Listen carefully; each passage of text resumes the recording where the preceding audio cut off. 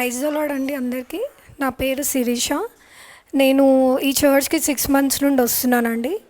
నేను జూన్లో ఈ చర్చ్కి రావడం స్టార్ట్ చేశాను. దేవుడు నా జీవితంలో ఒక కార్యం చేశాడండి మందిరానికి వచ్చిన తర్వాత. అది నేను చెప్పాలనుకుంటున్నాను. జూన్లో ముందు నేను విప్రోలో వర్క్ చేస్తున్నాను.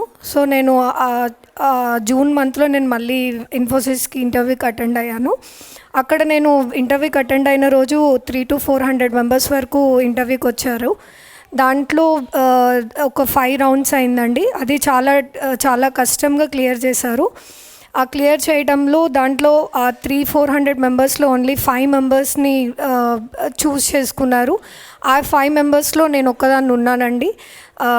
దేవుడు అది నా జీవితంలో చేశాడని నేను నమ్మి ఆ రోజు నేను ప్రేయర్ చేయగా దేవుడు నా జీవితంలో ఆ కార్యం చేశాడు. శాలరీ కూడా నేను అదేవిధంగా నాకు 50% హైక్తో గాడ్ నాకు బ్లెస్ చేశారు.